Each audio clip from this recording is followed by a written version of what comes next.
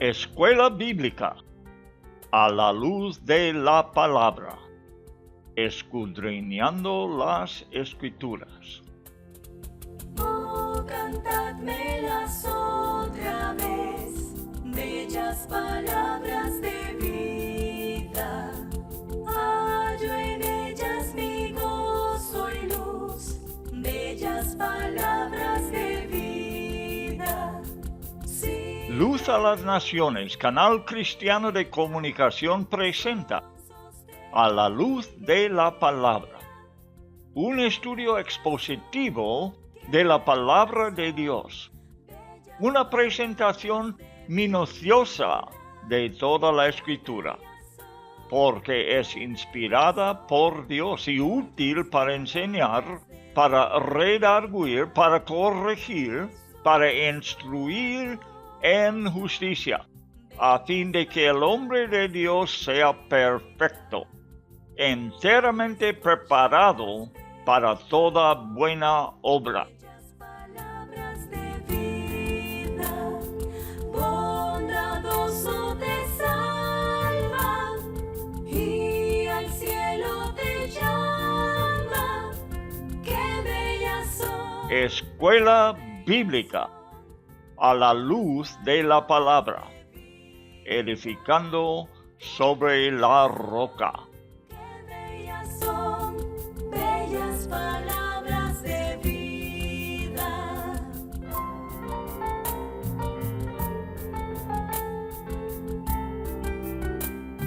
Libro del profeta Jeremías, por Loel Bruckner. El profeta de un Dios entristecido.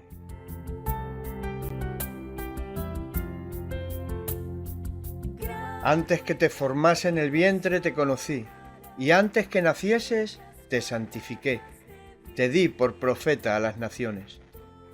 Libro de Jeremías, capítulo 1, verso 5. Bellas palabras de vida, sí, de luz y vida, son sostén y guía. Qué bellas son, qué bellas son. El padre se regocija cuando le nace un hijo, pero si supiera su futuro, en muchos casos, su gozo se cambiaría en lágrimas.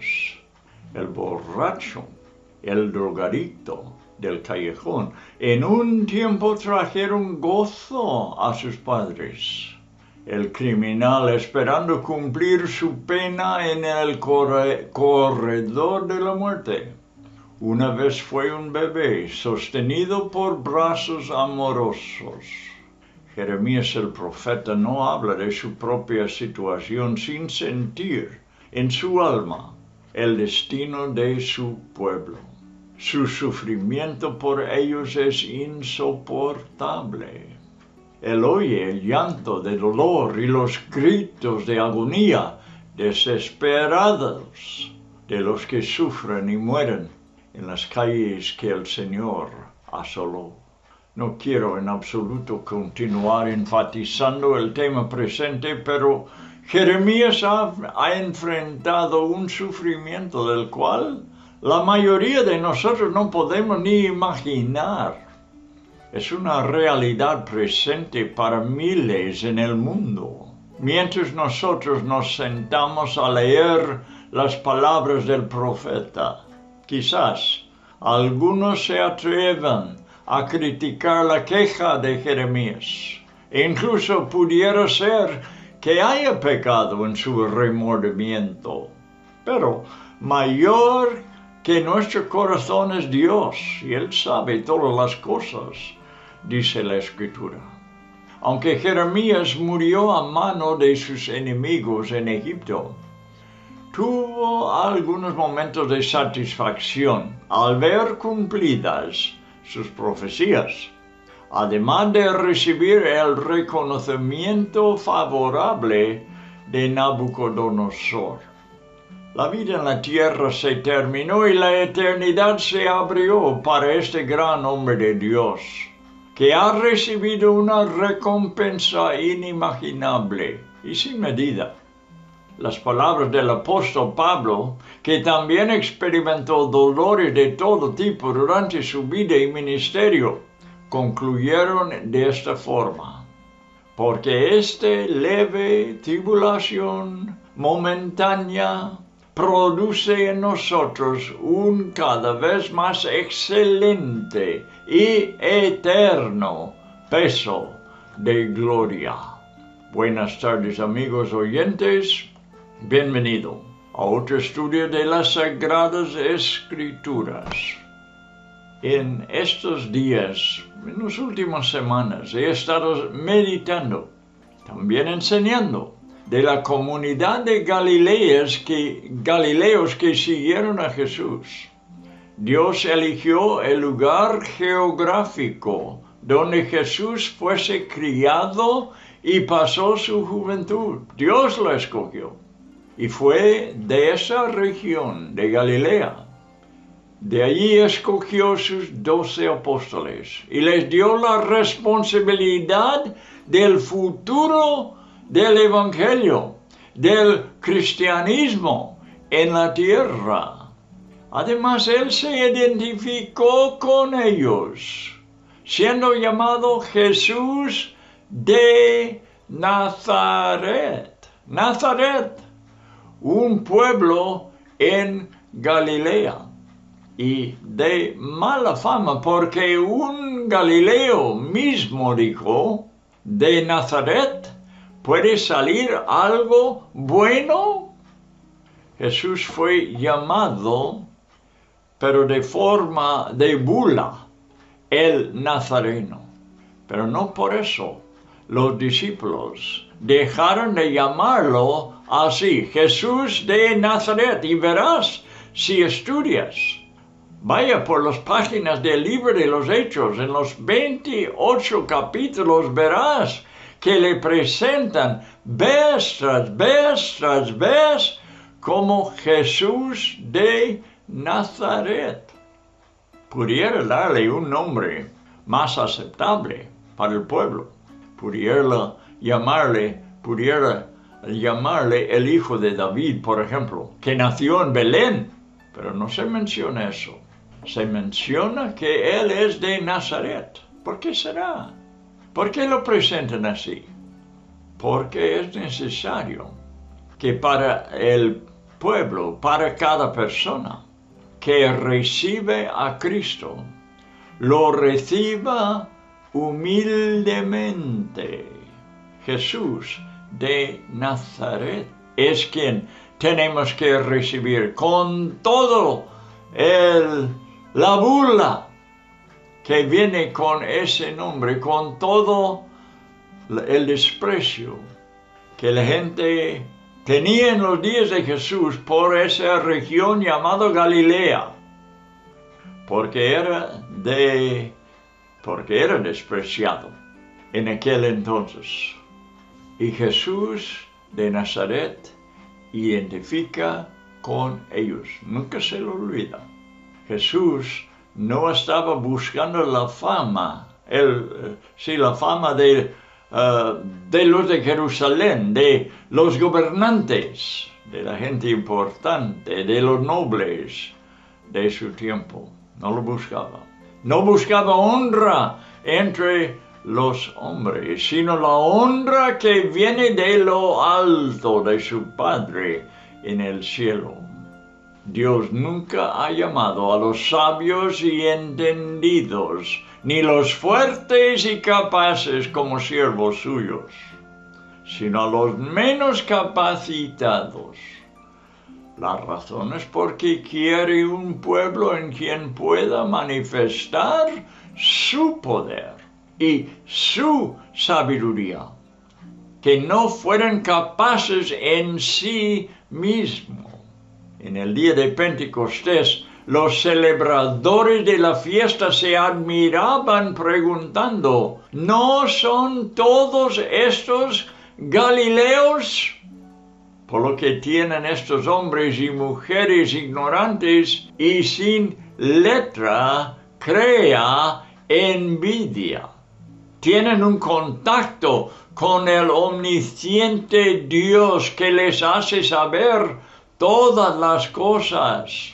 Los galileos están hablando con fluidez los idiomas que nunca han estudiado.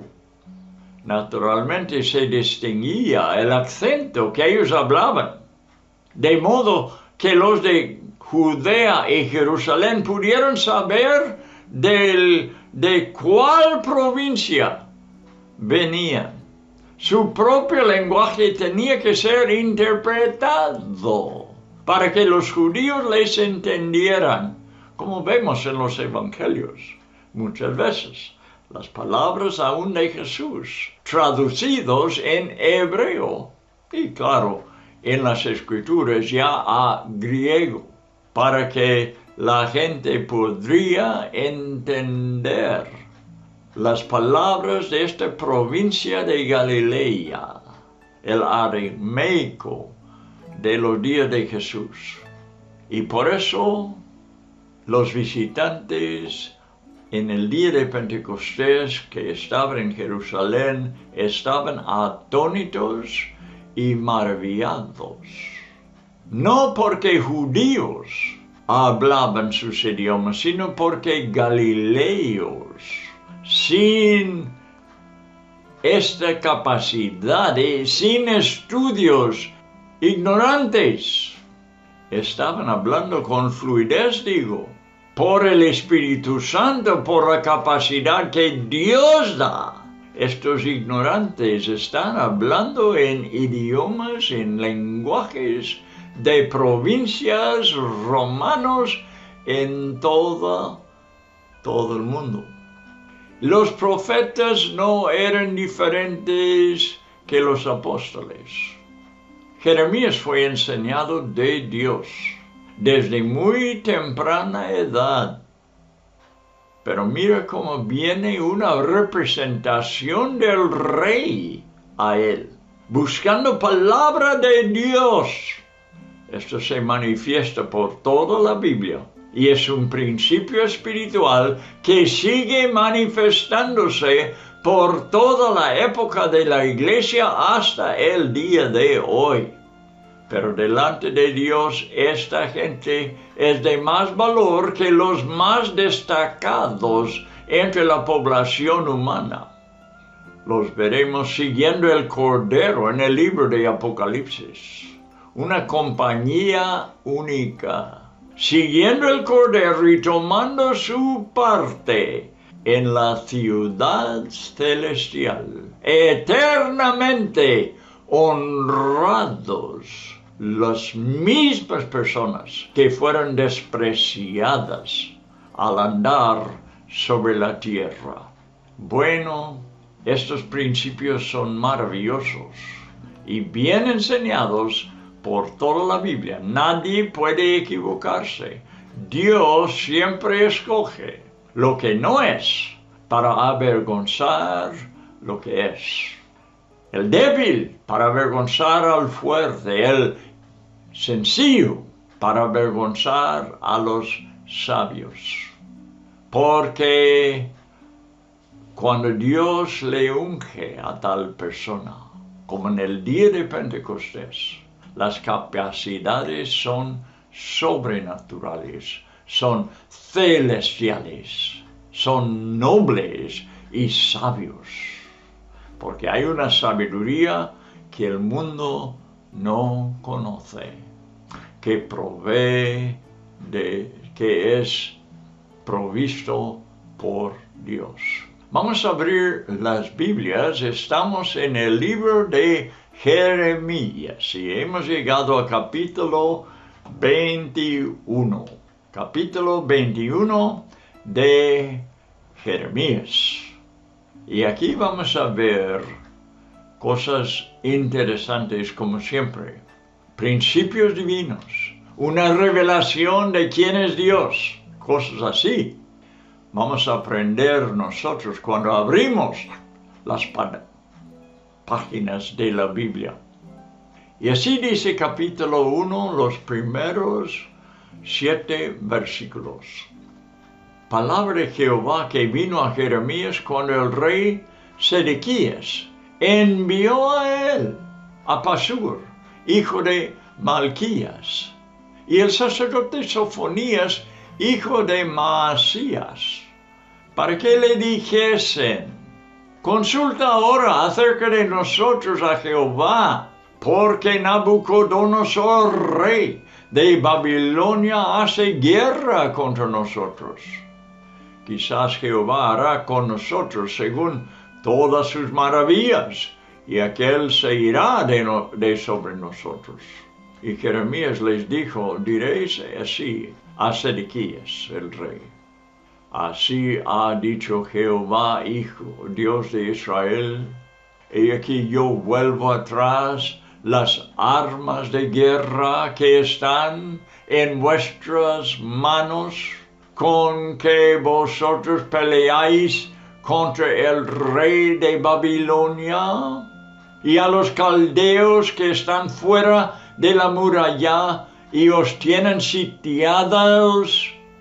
Yo los reuniré en medio de esta ciudad. Pelearé contra vosotros con mano alzada y con brazo fuerte, con furor y enojo e ira grande. E heriré a los moradores de esta ciudad, y los hombres y las bestias morirán de pestilencia grande. Después, dice Jehová, entregaré a Sedequías, rey de Judá, a sus criados, al pueblo, y a los que quedan de la pestilencia, de la espada y del hambre en la ciudad. Los entregaré en manos de Nabucodonosor, rey de Babilonia, en manos de sus enemigos y de los que buscan sus vidas.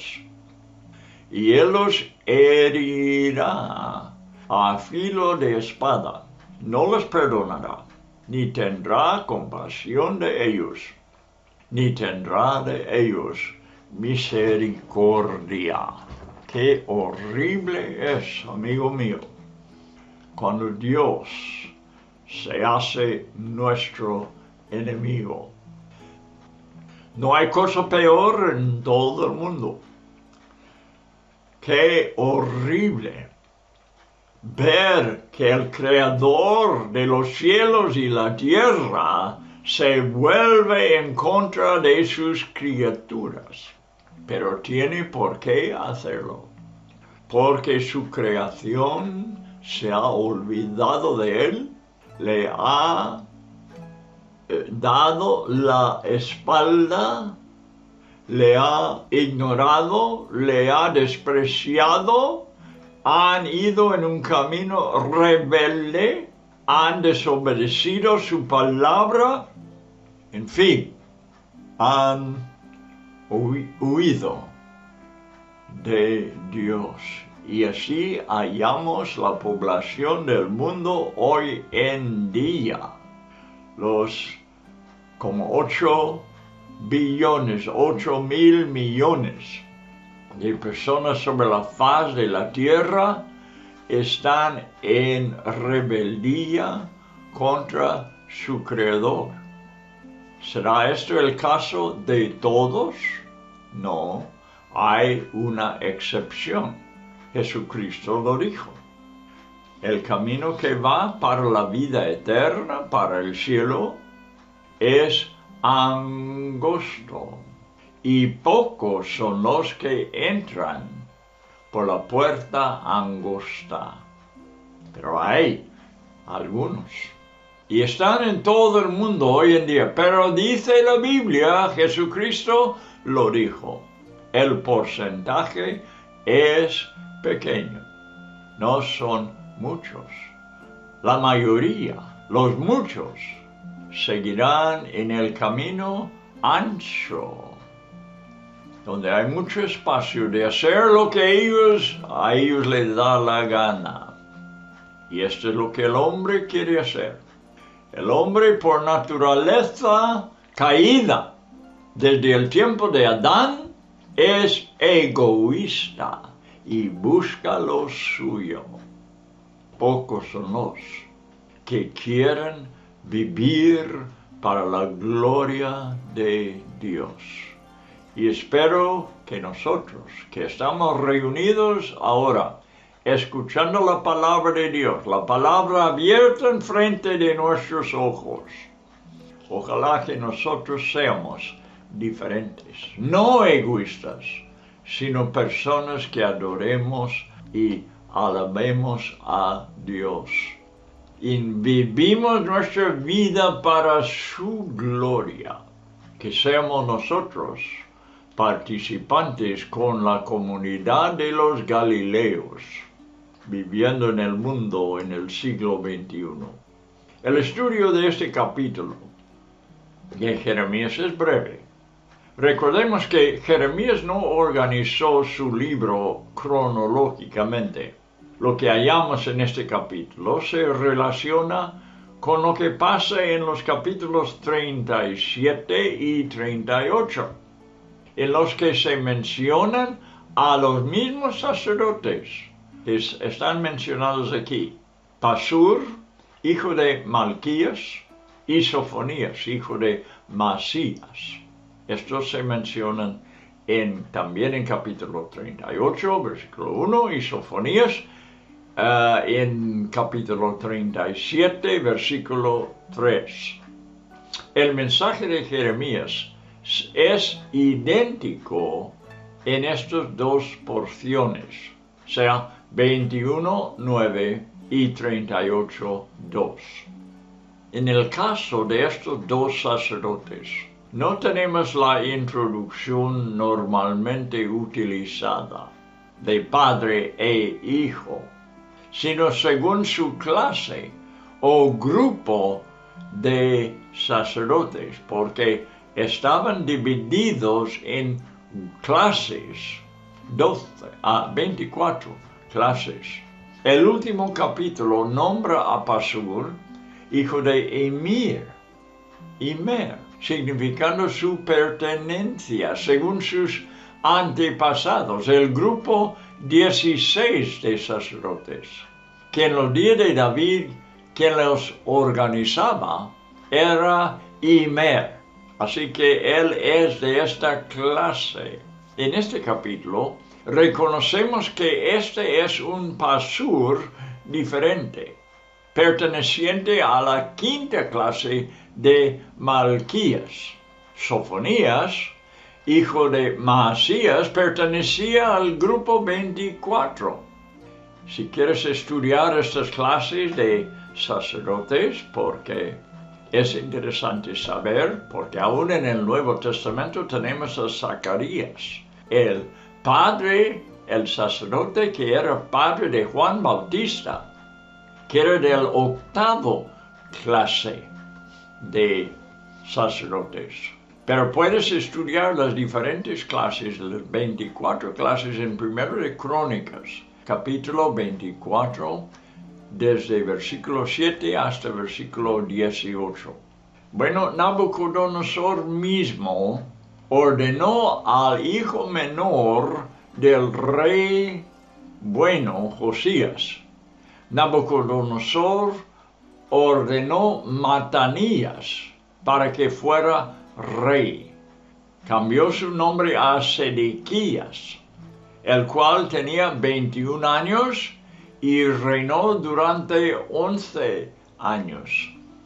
Sedequías juró solemnemente ser leal a Nabucodonosor. En nombre de Jehová lo hizo. Pero después se rebeló. Segundo de Crónicas 36, versículo 10 hasta 13, te cuenta la historia. Lo que ocurre en este capítulo 21 pertenece al 9º año de su reinado. Delante del Señor, Jeremías se posiciona igual que Isaías lo hizo en Judá.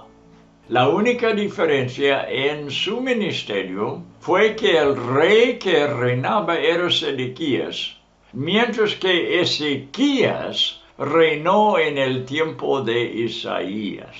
Pero Jeremías toma el lugar que tuvo Isaías. Para poder entender la actitud de Sedequías, veamos algunas características de sus encuentros con el profeta, aunque él tenía cierto respeto para Jeremías y la posición que ésta mantenía delante de Dios. La conveniencia política superó su temor de Dios y su temor hacia su profeta. En el primer versículo vemos cómo envía mensajeros para que escuchen a Jeremías, esperando tener la seguridad de que el Señor iba a proteger a Judá y a Jerusalén. Después, en una ocasión, Sedequías mandó que le sacaran de la cárcel para hablarle secreta y personalmente. Verás tú en capítulo 37, versículo 17. Pero en el siguiente capítulo cede ante la presión política de los príncipes. Lo verás en capítulo 38, versículo 4 y 5. Sedequías era un hombre político. Y aunque tenía cierto respeto, cierto temor para Dios y su profeta, pues sus sentimientos políticos le hacían rendirse a la gente potente en su reino. Como resultado, meten a Jeremías con sogas en una cisterna. En este caso, un etíope intercede por Jeremías delante del rey, quien manda un contingente de 30 hombres para ayudarle a rescatar a Jeremías. En 38, versículo 14, una vez más, Sedequías hizo traer al profeta, que estaba por patio de la cárcel. Tuvieron su encuentro hasta la tercera entrada del templo, probablemente la entrada norte, para poder tener otra entrevista privada, por temor a los príncipes. Algo que estudiaremos en el capítulo 38. En este capítulo 21, observamos que es una vergüenza para los dos sacerdotes, porque son oponentes de Jeremías. Le es una vergüenza, digo, ser enviados por el rey para inquirir acerca de él. Pero como el rey es superior a ellos, tienen que obedecer y presentar a Jeremías la cuestión del rey. Sin embargo, para el rey y para todo Judá en general, es demasiado tarde para poder esperar de Dios una de lo que el rey llama aquí sus maravillas, lo cual haría que Nabucodonosor se retirara de Jerusalén. Ya no es posible para Israel esperar el favor de su salvación, que tantas veces les socorrió en su historia. Jeremías pertenece al Señor y fielmente les entrega su palabra, que es directamente contradictoria a las aspiraciones de Sedequías, el rey. La palabra de Dios favorece a los invasores. Las armas de Judá serán inefectivas, dice Jehová. Sus ejércitos serán forzados a retirarse dentro de sus murallas y empezará un asedio babilonio. No solamente la palabra de Dios está contra ellos, sino que Él mismo, Dios mismo, peleará en su contra. Dice Dios, con mano alzada y con brazo fuerte.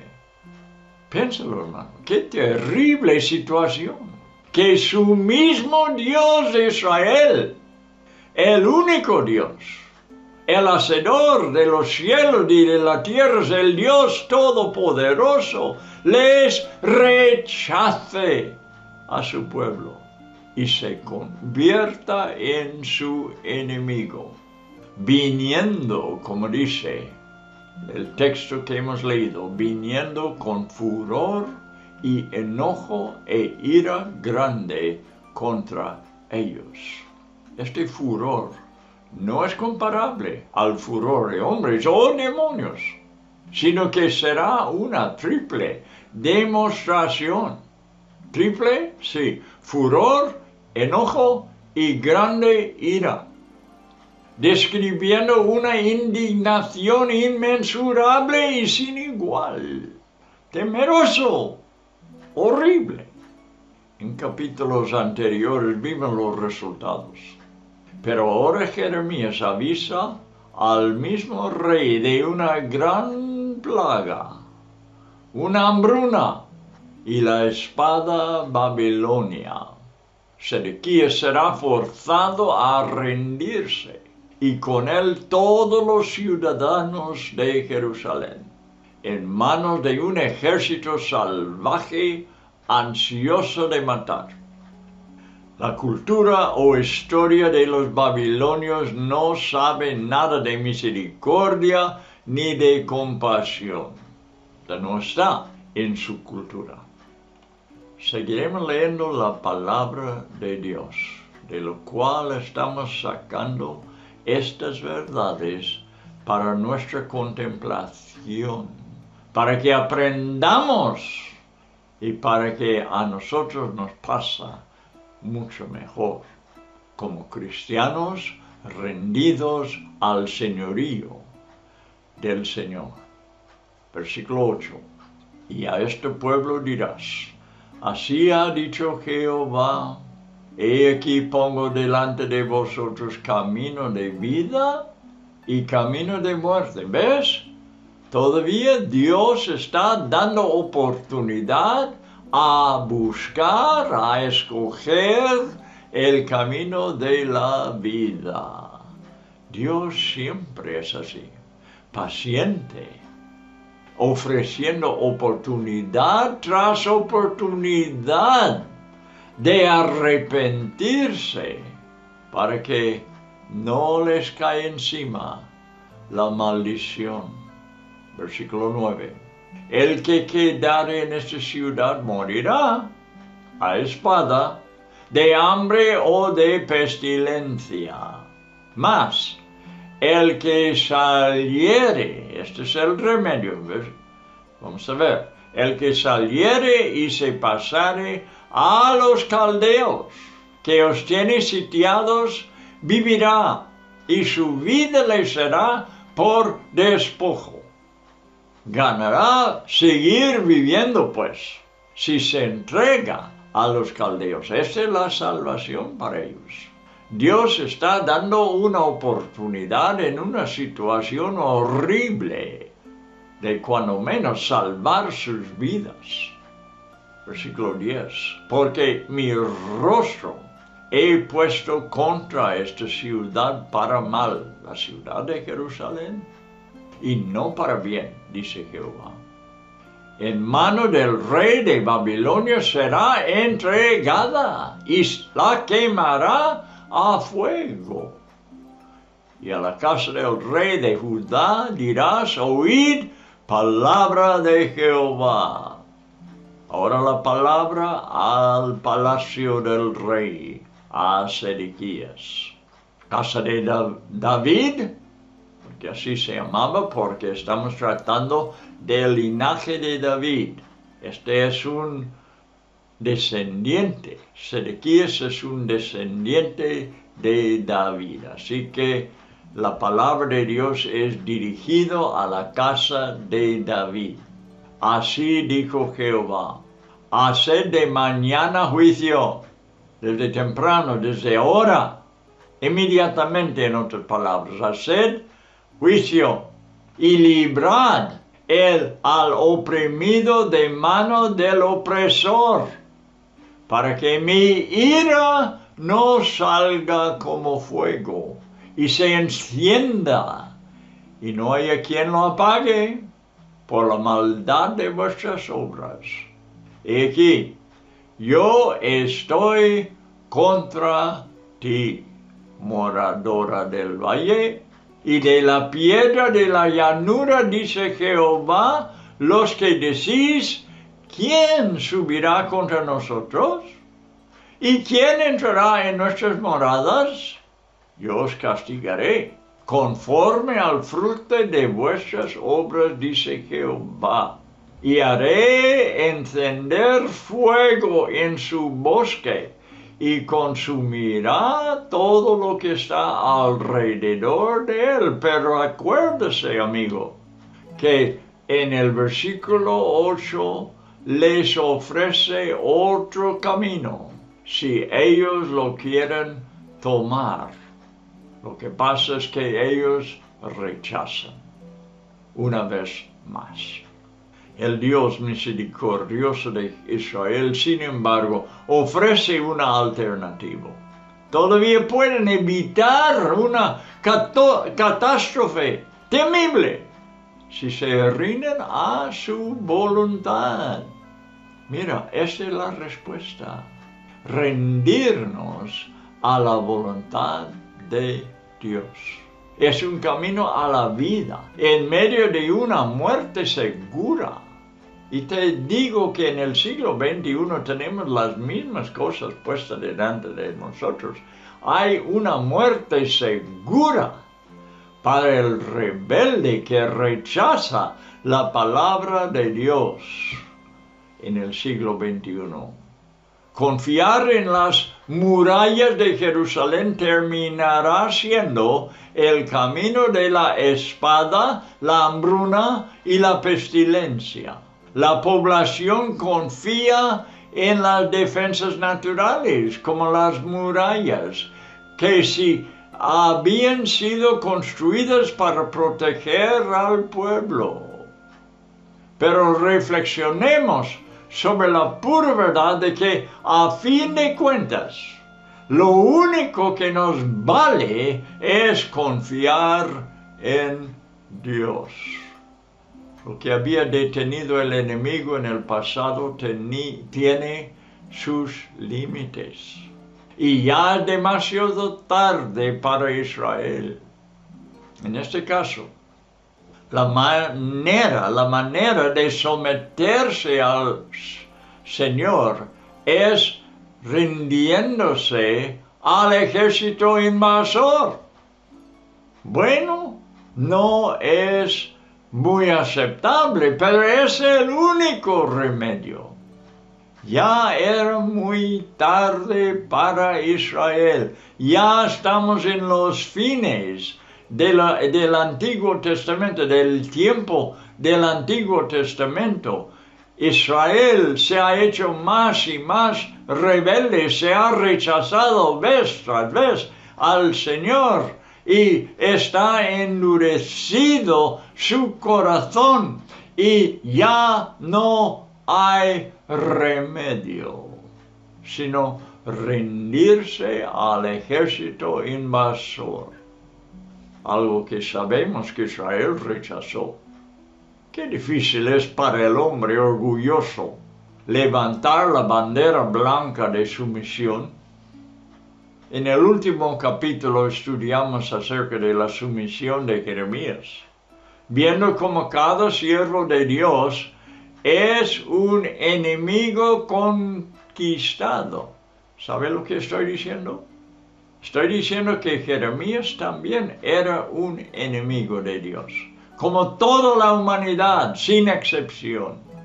Y él tenía que rendirse, someterse en las manos de Dios. Él fue conquistado por el Señor, como todos nosotros, como Saulo de Tarso fue conquistado.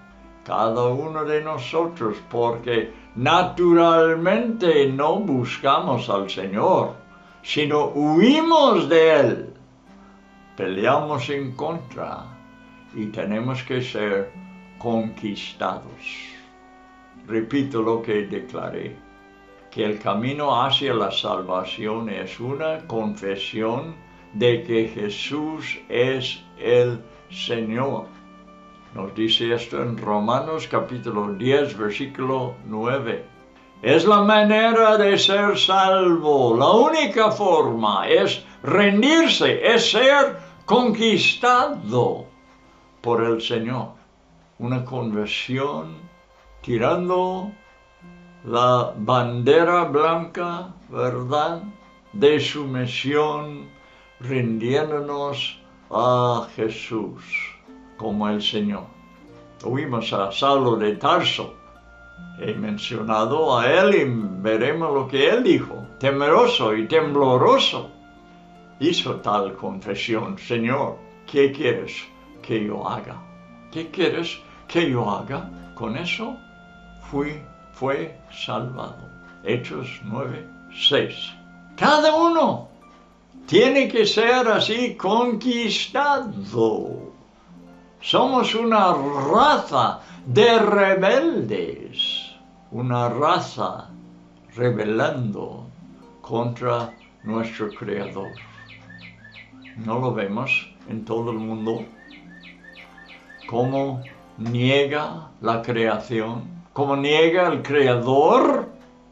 ¿Cómo no quieren enfrentarse con la realidad que somos hechura de Dios? Y lo que tenemos que hacer, el primer paso a la salvación, es decir junto con Saulo de Tarso: ¿qué quieres que yo haga? Toda mi vida yo he hecho lo que a mí me parece hacer, lo que me daba la gana. Ahora, Señor, me rindo. ¿Qué quieres que yo haga? La salvación para el judío en el tiempo de Jeremías era salir de Jerusalén e entregarse a los caldeos. No existe ninguna otra opción, ningún beneficio, ni nada que negociar al rendirse a los babilonios. Los judíos solamente están buscando salvar sus vidas. Esto es todo lo que se puede ofrecer. Guarda el principio en tu mente. La salvación no es por negociar con el Señor, sino por rendirse totalmente a su voluntad soberana. El texto dice: su vida le será por despojo. Eso es lo que está en la balanza, la vida. No nos está ofreciendo prosperidad, como algunos quisieran interpretar. No nos está ofreciendo otra cosa, otra bendición, otro beneficio. Nuestra vida no será por despojo. Salvar la vida, este es el asunto. No beneficiarnos, no buscar cumplir nuestros sueños. No, este es un evangelio muy equivocado. Su vida le será por despojo. Puedes salvar tu vida entregándose, sometiéndose en las manos del Señor, como el ladrón en la cruz. Esto es lo que hizo, salvó su vida. No tenía futuro en la tierra, no tenía sueños que realizar. El hombre estaba para morir y Jesús vino, se fue crucificado a su lado y le dio la oportunidad de salvar a su alma y punto. Hoy, dijo Jesús, estarás conmigo en el paraíso. Este es lo que estamos buscando. No estamos negociando. Saulo de Tarso no negociaba. Dijo, Señor. Se sometió a la señoría, al señorío de Jesús. ¿Qué quieras que hago?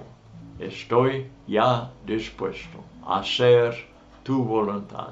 Esta es la salvación. Este es el Evangelio y no hay otro. Sedequías tiene que actuar en el espíritu de su antiguo antepasado, elegido por el Señor. Estoy hablando del rey David. Dios habla de acuerdo con su propósito asombroso y eterno, hablando a la casa del descendiente del rey David. Y le dice, oíd palabra de Jehová. Es tiempo de escuchar.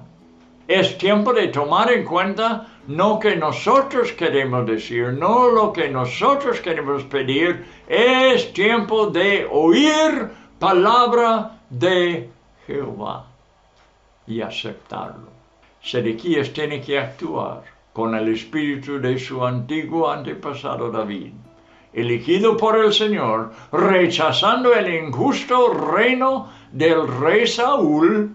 El hombre según su corazón libró al oprimido de mano del opresor, en muchos casos, venciendo a Goliat, por ejemplo, Amón, Moab, Amalek, Soba, Siria, Edom.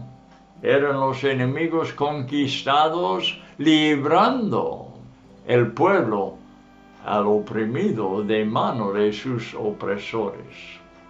Quien quiera hallar el favor de Dios, tiene que volverse de su propio camino y caminar en el camino de la justicia.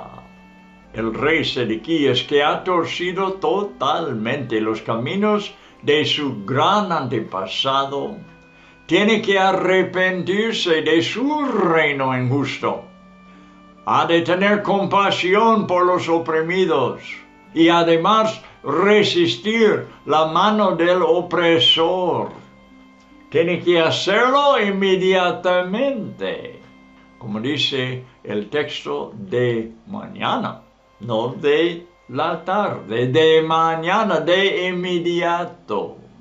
Sin arrepentimiento no hay perdón, ni escape del furor del Señor. El fuego que Nabucodonosor prenderá en Jerusalén es solamente una pequeña señal del fuego que nunca será apagado.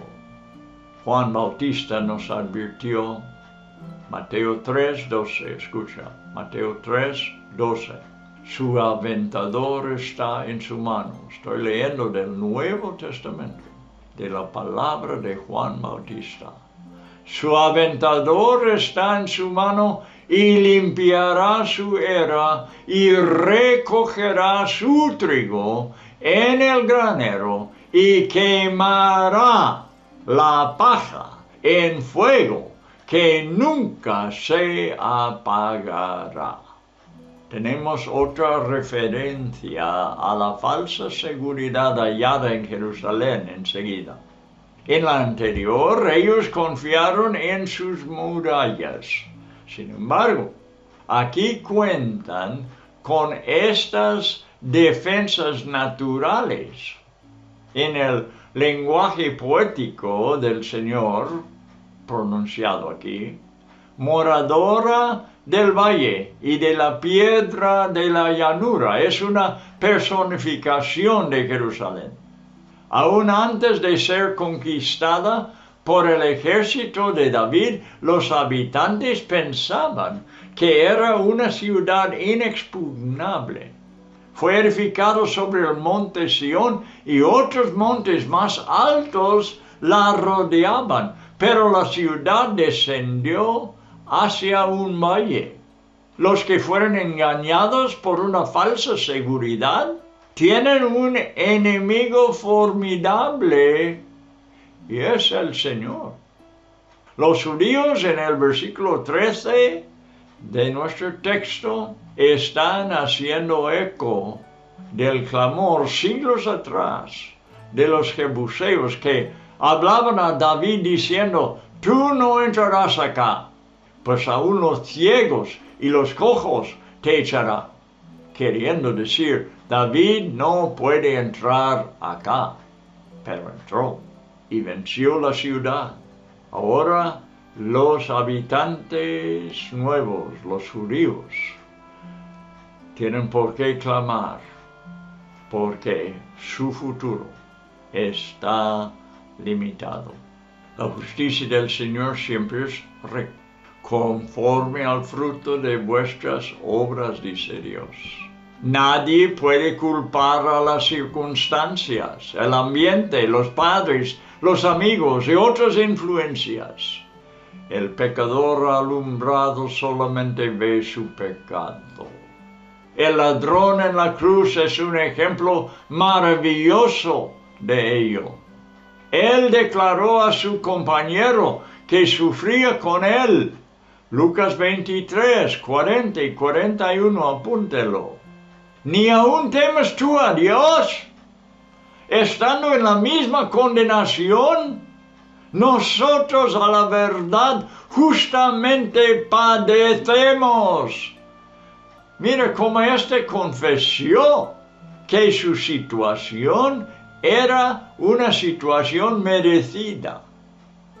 Nosotros a la verdad justamente padecemos como pecadores, porque recibimos lo que merecieron nuestros hechos. Que cada pecador lo reconozca, que esa luz alumbra su corazón oscuro y que se despierta a la dignidad de su destinación de condenación. La autojusticia y la autojustificación llevan al culpable indudablemente a la condenación. Bueno, amigos, estamos enseñando una lección importante, quizás no muy deseado, pero una lección verdadera, una situación en que la humanidad está en el siglo XXI, frente a la puerta hacia la condenación. Y lo único que puede hacer es salvar su vida, sometiéndose en las manos del Señor Jesús. Y este es un lugar de mucha seguridad.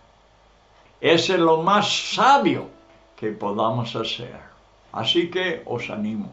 Si tú me escuchas y no eres cristiano, tú eres, bueno, para decirlo francamente, un rebelde contra Dios. Tu enemigo es Dios y tienes que hacer tu paz con Él. Te animo en este momento a hacerlo, rindiéndose en sus manos como el Señor, entregando tu egoísmo y dejando que Él sea tu Señor. Hasta el próximo programa.